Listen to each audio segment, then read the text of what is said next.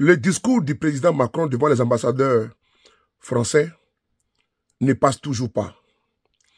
Après le Sénégal, le communiqué produit par son Excellence Ousmane Sonko, également après le ministre des Affaires étrangères du Tchad et le clou enfoncé par le maréchal Mamad Déby Itno, c'est au tour du capitaine Ibrahim Traoré de prendre la parole. Le capitaine Ibrahim Traoré décide de répondre au président Emmanuel Macron.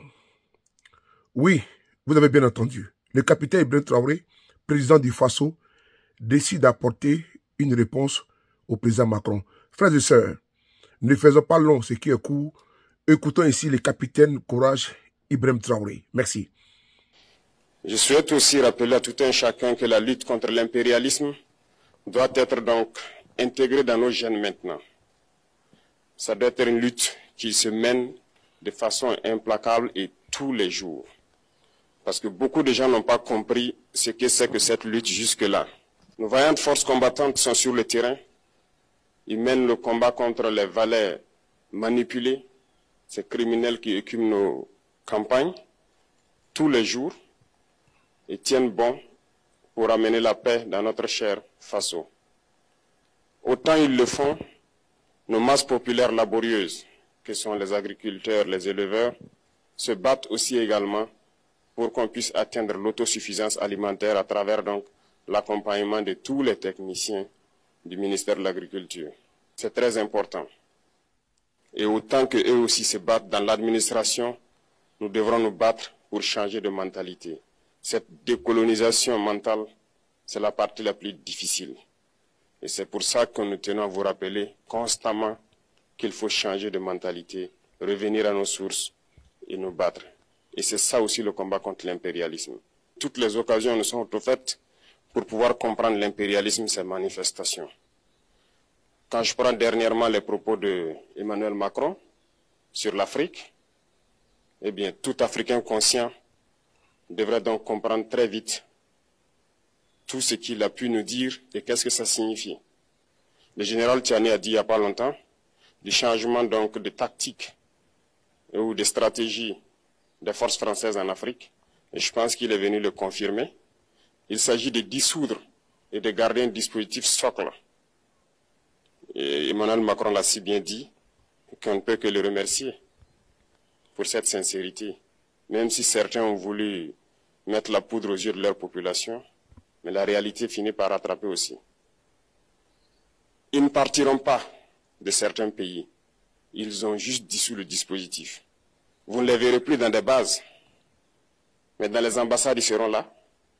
Ils vont constituer des sociétés de sécurité pour sécuriser leurs sociétés qui existent dans ces pays-là. Mais les soldats seront là. Mais vous ne les verrez plus en tenue ou rassemblés dans des bases. C'est tout ce que ça veut dire.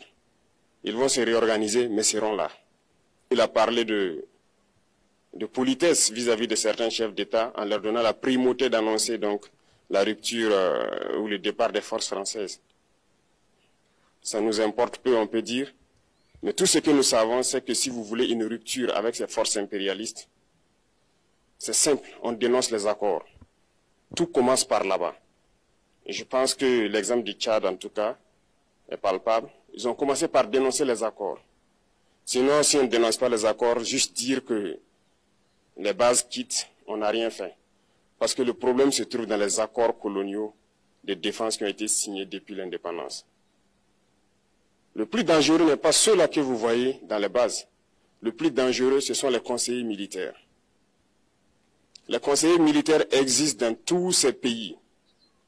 Ils ont existé au Burkina aussi jusqu'en fin 2022, jusqu'à ce que nous prenions nos responsabilités. Et qui sont ces conseillers militaires? C'est ceux-là qui sont censés mettre en pratique la politique de la France ici. Ils doivent travailler à rendre nos armées très faibles pour que la France puisse toujours avoir l'argument d'exister ici. Sous Blaise Compaoré, ils avaient réussi. Nos sentinelles prenaient donc la garde avec des bâtons. C'est ça que la France veut de nos armées. Lorsque nous arrivons à cette étape, nous n'avons pas le choix que de vouloir qu'ils viennent s'installer. Mais l'armée burkinabé a réussi à un moment donné à se débarrasser des conseillers militaires. Malheureusement, Je pense qu'en 2019, après l'opération Otapoano, où ces Français ont vu que l'armée burkinabé avait encore une capacité de réagir au terrorisme, ils ont appelé le chef d'état-major en France, ils l'ont instruit de reprendre les conseillers militaires dans toute la structure. Eh bien, il n'a pas accepté, mais au retour au pays, les politiques l'ont instruit d'accepter les conseillers militaires.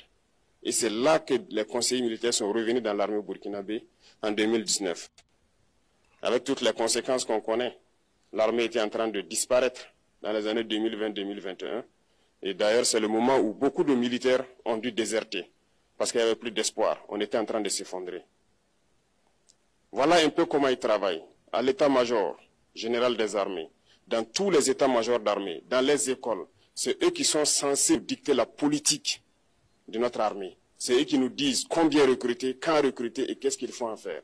Ils sont dans les écoles pour nous dire comment il faut les former et ainsi de suite. Tant que ces conseillers militaires sont là, vous n'êtes pas indépendant. Votre armée aura juste l'apparence d'une armée qui sera là en train de faire des parades, du cirque. Mais lorsqu'il viendra la guerre, vous vous rendrez compte que la parade, c'est une chose, mais la guerre, c'est une autre chose. Il faut rompre les accords. C'est la seule façon d'avoir une armée indépendante et se construire, être fort. Mais beaucoup de gens ne le comprennent pas peut-être. Et même avec ces accords, la France choisit dans nos États des élèves officiers pour aller les former. C'est à travers ces mêmes accords. Mais en réalité, ces officiers qui partent se former pour la plupart, pour la France, ils viennent pour servir l'État français dans leur pays. Ils ne viennent pas pour servir nos pays. Ils les forment pour qu'ils viennent servir les intérêts de l'État français. J'en veux pour preuve. Lorsque nous nous sommes révoltés, beaucoup d'officiers au Burkina qui ont été formés en France ont été immédiatement contactés pour leur dire que c'est le moment de se mettre en action parce que vous avez été formés pour ça, pour servir les intérêts de la France. La plupart de ces officiers nous ont rendu compte, nous avons pris acte et nous continuons de suivre. Lorsque un officier formé en France arrive dans son pays et par malheur meurt soit par accident ou bien sur le champ de bataille, en France, il y a une nuit d'hommage aux morts dans l'armée, comme partout ailleurs.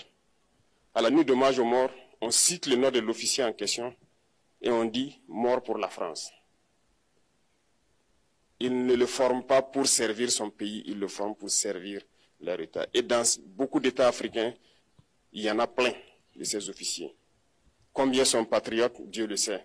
C'est une leçon que Emmanuel Macron a donnée encore aux chefs d'État africains, de se rattraper et de pouvoir vraiment mener cette lutte contre l'impérialisme. Mais en plus de ça, il a aussi insulté tous les Africains dans ses propos. Il y a une partie qui a retenu mon attention, là où il parlait d'ingratitude, et que l'ingratitude est une maladie non transmissible aux humains. Lui, il est humain, notre ingratitude n'est pas transmissible à lui.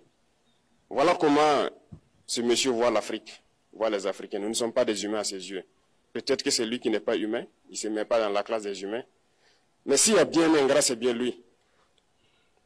Je pense que s'il n'est pas athée et qu'il prie, à chaque matin qu'il se réveille et qu'il prie, il devrait aussi prier les Africains. Parce que c'est grâce à nos ancêtres qu'il existe aujourd'hui une France. Il devra nous prier. À ses yeux, nous ne devons pas être des humains, nous sommes plus que des humains. Ce sont des messages très forts qu'il passe. Moi, je pleure le peuple français. Mais quand même, il est bien pour l'Afrique. Il est un mal nécessaire pour nous. Ceux qui veulent se réveiller, se réveillent.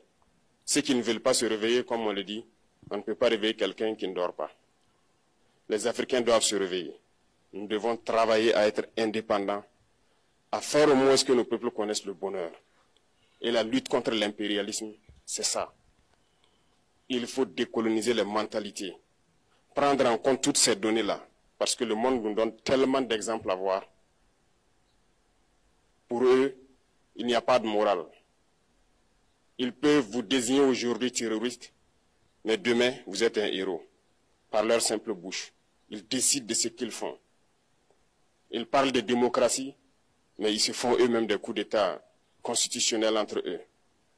Ils parlent des droits de l'homme, mais il décime des populations ailleurs. L'Africain doit se réveiller, l'Afrique doit se réveiller. Et le combat contre l'impérialisme est permanent. Et je vous invite à incorporer ce combat, à travailler en sorte que nous soyons réellement indépendants, que nous soyons autosuffisants et que nous puissions nous développer, connaître le bonheur, ce à quoi notre peuple aspire. Merci, je vous souhaite une très bonne journée, une très bonne semaine et une très bonne année. Et que, à la fin de cette année 2025, en faisant la rétrospective, nous devrons nous dire que nous avons apporté un grand plus à notre nation. Merci beaucoup à tous, que Dieu vous bénisse et que Dieu protège notre chère patrie. La patrie ou la mort, nous vaincrons.